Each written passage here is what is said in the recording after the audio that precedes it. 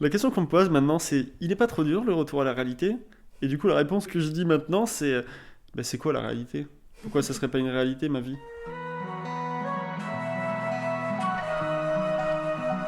Bonjour, je suis Sandrine Mercier, rédactrice en chef de AR. Et tu écoutes Aller-Retour, le podcast du magazine Voyageur. Et celui qui parle dans le micro, c'est le photographe et réalisateur Alexis Lopez. Un mec incroyable qui revient d'un voyage dans le temps. Donc je suis parti il y a quelques mois maintenant au Kirghizistan, un pays d'Asie centrale, comme dans les années 1900, donc sans aucune technologie moderne, accompagné donc de 6 chevaux et d'un palefrenier pour vivre un énorme voyage où je me suis reconnecté à mes émotions suite à un burn-out que j'ai fait en France. Ce voyage, il est inspiré d'une œuvre d'Ella Maillard, qui est une exploratrice des années 30, qui s'appelle Des Monts Célestes au Sable Rouge. Et donc voilà, c'est un voyage qui a vraiment changé ma vie, c'est un voyage initiatique. C'est Églantine Laridon qui a rencontré cet aventurier. Après avoir traversé la Sibérie, livré des colis alimentaires au Maroc ou réalisé un photoreportage sous la guerre en Ukraine, il a voulu reprendre la main sur le temps, fuir la société moderne et se reconnecter à la nature. Son idée, partir à cheval et à l'ancienne au Kirghizistan, comme il y a 100 ans. Il voyage juste avec une hache, un couteau, un sac à dos, un pantalon à bretelles et une chemise en lin. Bon, il a quand même un appareil photo et vidéo, car il raconte ses aventures sur YouTube et les réseaux. Et il a gagné avec son film Voyage dans le temps le prix de la meilleure vidéo expérience du voyage au Wonder France Festival 2023. Tu peux retrouver son entretien dans le numéro de AR, actuellement en vente, avec la couve sur la Corée. Est-ce que ça te dérange de prendre du temps dans ta journée comme ça? Est-ce qu'on te coupe dans ta journée? الوقت bizde emni vaqt kenan jönüne жатпайбыз. On dit que non, c'est pas de problème. Eux, ils ont beaucoup de temps. Voilà. Est-ce que tu considères que tu es maître de ton temps? Аллага шүкүр, конечно. Donc la relation avec les Kirghizes, elle était assez saine en fait, puisqu'ils ne me voyaient pas non plus comme un gros touriste, dans le sens où j'avais leurs moyens de locomotion, quasiment le même matériel qu'eux, les mêmes tenues, etc. Au final, on est sur un pays qui a, je dirais pas peu évolué, parce qu'il a énormément évolué en 90 ans, mais là où j'étais, dans ces contrées, pas loin de Karakol, en effet, les Kirghizes vivent au final à peu près de la même manière qu'il y a 100 ans. Ils utilisent des chevaux pour se déplacer, ils vivent dans des yourtes, ils ont très peu de matériel, aucune technologie, quasiment si ce n'est quelques panneaux solaires dans le meilleur des cas, mais souvent pas internet, voire pas de téléphone. Donc non, ils me voyaient de manière, je pense, assez respectueuse. En fait, il y avait un respect mutuel qui était là parce que j'employais les mêmes manières de vivre qu'eux en fait. Moi c'est Alexis et je voyage comme en l'an 1900. Aujourd'hui je te présente mon accessoire indispensable, mon couteau. C'est un couteau fait à la main par Chris, mon forgeron. Donc, comme tu peux Et le est-ce qu'il n'y a voir, pas une dichotomie, selon toi, entre le fait de voyager à la façon des années 1900, partir dans des contrées comme ça reculées, et ensuite tout documenter sur les réseaux sociaux? En fait, je pars du principe que aujourd'hui les jeunes, notamment les jeunes, sont sur les réseaux sociaux, sont sur Instagram, sont sur TikTok, etc.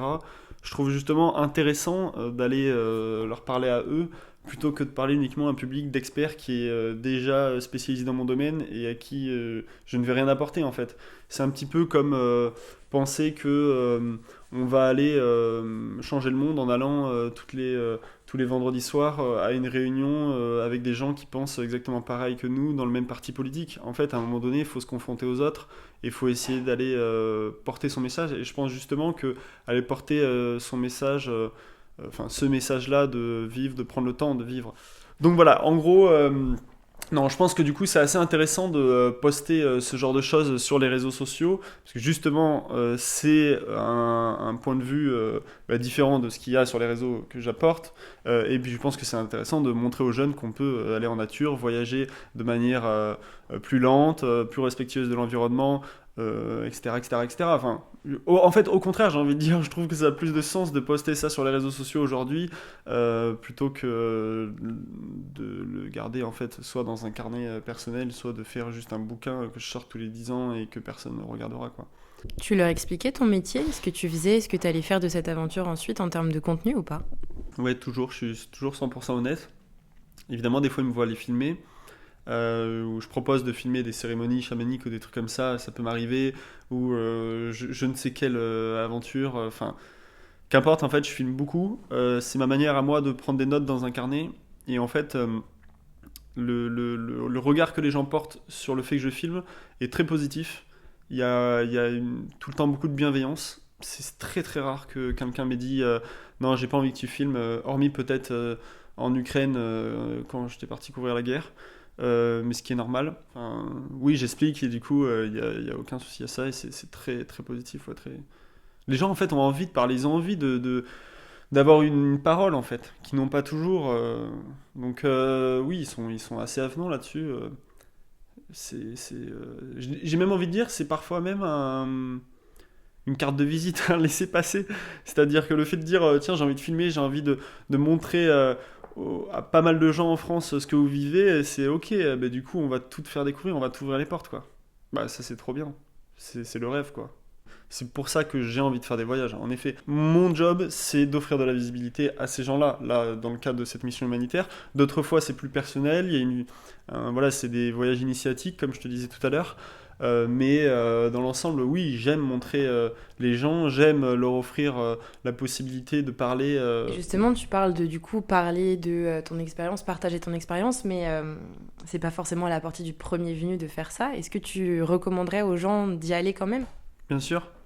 Je pense qu'on a l'impression que c'est pas à la portée du premier venu parce que on a, en fait, c'est étranger pour nous. Évidemment que c'est difficile. Encore une fois, je le disais tout à l'heure, avant de partir, j'ai toujours peur. Mais en réalité, du coup, si je te dis maintenant ce qui se passe les 2-3 premiers jours, c'est qu'en fait, au bout de 2 jours, ma peur, elle s'estompe à chaque fois. Parce qu'en fait, je me fais tout un foin de quelque chose qui n'est pas si difficile au final. Mais en fait, ça demande surtout de la patience. Et c'est ça peut-être qui est le plus dur à avoir, surtout pour nous aujourd'hui, c'est qu'on n'a plus l'habitude de prendre le temps de voyager à 3 km/h ou à 4 km/h pendant des jours et des jours en fait. Donc on se retrouve seul avec nos pensées, etc.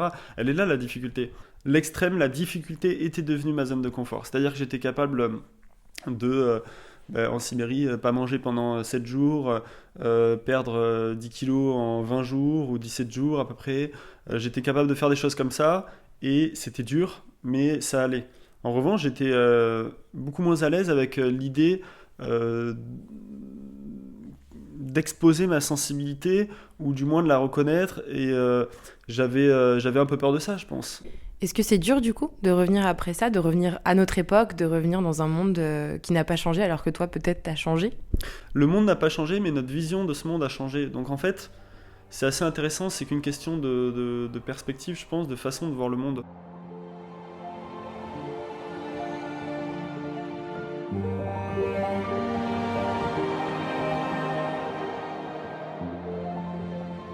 En revenant de ce voyage au Kyrgyzstan, j'ai vu le monde différemment, je l'ai vu avec une nouvelle sensibilité, comme je disais. Et après, le deuxième truc qu'ils m'ont appris, je pense, c'est à m'écouter.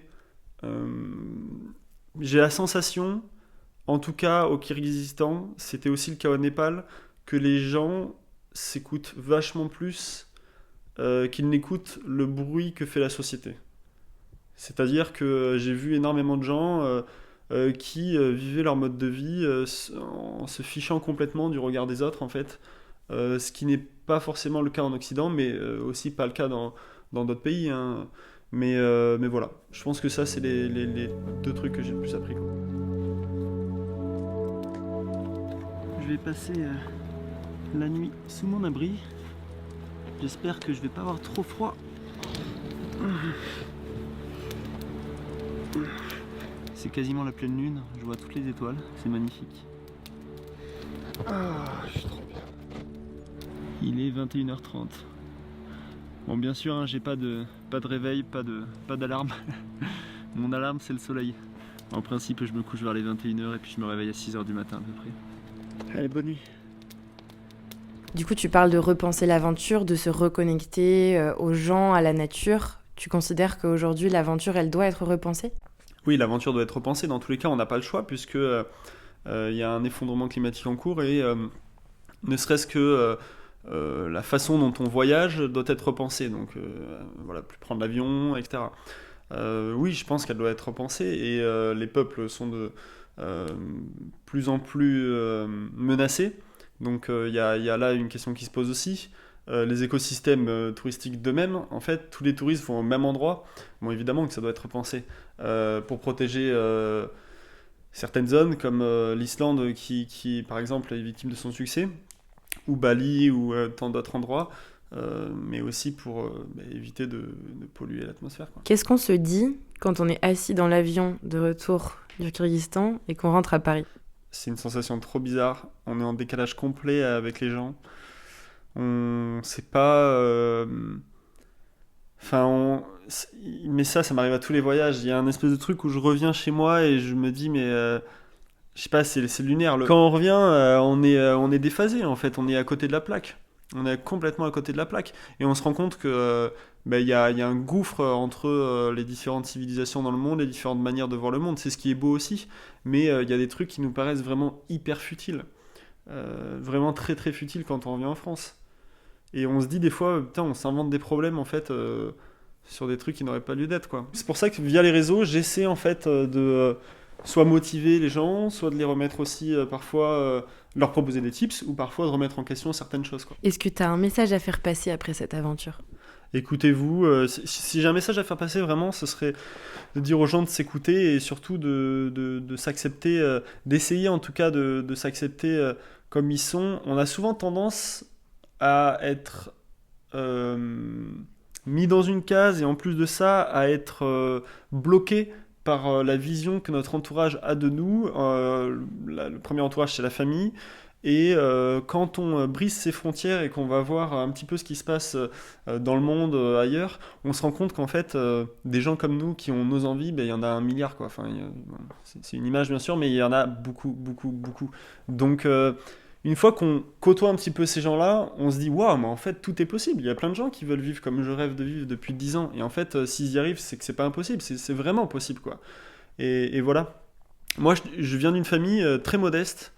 J'ai pas de diplôme. J'ai commencé à faire de la vidéo grâce à YouTube il y a 10 ans. Je regardais des tutos sur internet et j'avais pas un rond, quoi. J'avais 400 € sur mon compte en banque. Évidemment que être un fils d'eux ou une fille d'eux, c'est toujours plus facile. Évidemment, avoir de l'argent, c'est plus facile. Évidemment, ceci, cela. Mais si j'ai juste un message à dire aux gens, c'est lâchez rien. Faites ce que vous avez envie de faire au fond. Essayez en tout cas petit à petit. Et surtout, entourez-vous, c'est le plus important. On ne fait rien tout seul. On ne fait rien tout seul. Il faut savoir s'entourer, communiquer. Et ça, c'est aussi en premier lieu, accepter qu'on n'est pas invincible, parfait et qu'on ne sait pas tout.